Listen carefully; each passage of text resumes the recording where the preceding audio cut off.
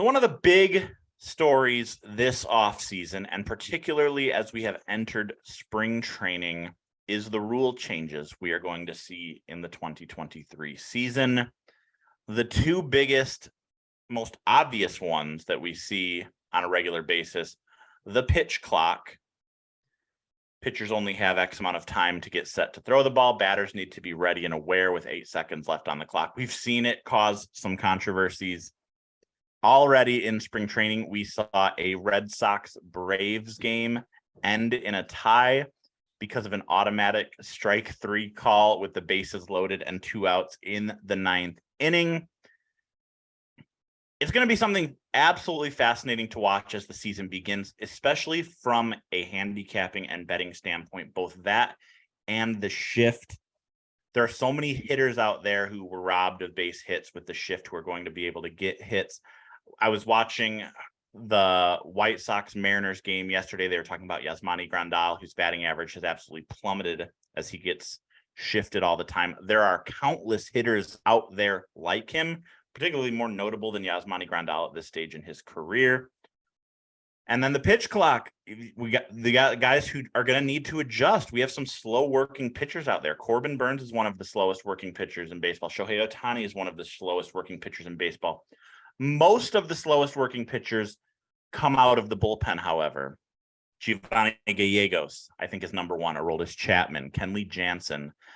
Big name relievers, Devin Williams. Very slow workers. Sean, I'm curious, both of these rules, how you expect that to change any particular team or aspect of the game, and how you're working that into your handicap as you approach the 2023 season. Yeah, games where Pedro Baez is pitching, they're gonna have to set up like a prison tower with like a sniper in it. Or if he's taking too long, they're gonna have to like shoot at his feet. The human rain delay, Pedro Baez, probably most affected by this, more than anybody else, but thank God. They changed windup rules as well, didn't they? So some pitchers had to alter their deliveries. That who's the pitcher who takes like an hour and a half to wind up that you always joke about? Luis Garcia of the Astros. Yes, Luis had to change his windup. So congrats to you, MLB The Show players, who no longer have to like wait through that. The thing you didn't bring up is the permanence of my least favorite rule now, which is the Manfred man. Oh, yeah. Runner on second base to start extra innings. But we're kind of used to that from a handicapping standpoint. We are, but the reason why I hate it is that it takes the bat out of the best players in the game in extra innings. Yes. Mike Trout comes up, extra innings, walk him. Yes. Great.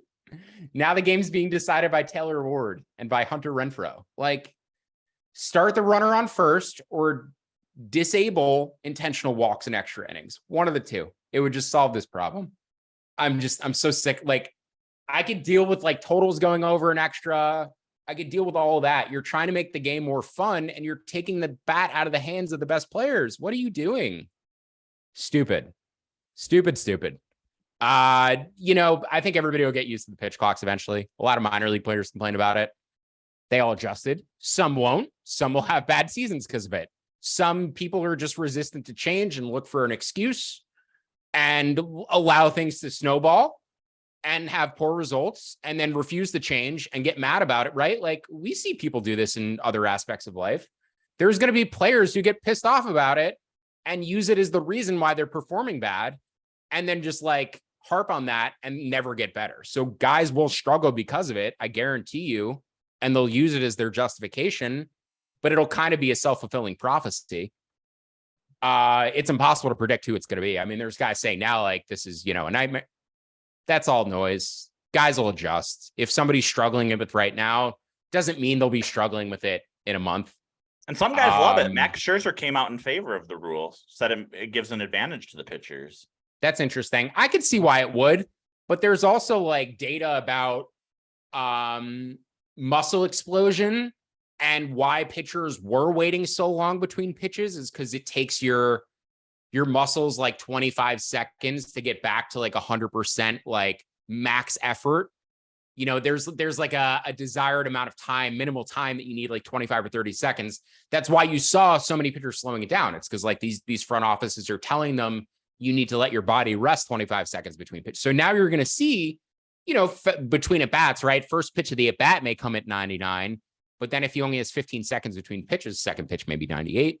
So there is going to be a little bit of performance dip, I think, the longer you get in these at bats by the pitchers. But for the first pitch, yeah, advantage pitcher. I'm going to be looking at the possibility of fading some of the slowest working pitchers, at least through their first couple of starts of the regular season as they get adjusted. We look at StatCast's tempo ratings for pitchers who threw at least 1,000 pitches last year. So that rules out the relievers.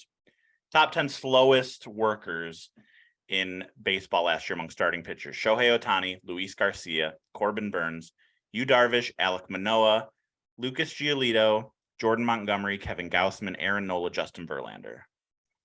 So that's an interesting list. You should definitely turn that to an article. And how I would go about fading them would not be team totals or money lines against necessarily, but strikeout total unders. Yes. Going to struggle with command, not going to have max effort on their pitches because they're more accustomed to waiting longer between pitches and getting that max effort each time. So going to be more hittable and going to have worse command. So going to rack up that pitch count higher. I would go under on strikeout totals on a lot of those guys. Very interesting too. I mean, 8 of those 10 guys are Cy Young vote getters in recent years. I think Luis Garcia and Jordan Montgomery are the only kind of unestablished pitchers on that list. You assume these guys are going to figure it out. I mean, right past the top 10, Julio Urias, Kyle Gibson, Brandon Woodruff. You see Carlos Rodon not too far down that list. Dylan Cease not too far down that list. Christian Javier, one of our favorite AL Cy Young bets for 2023, which we'll get to in future episodes. So yeah, strikeout totals.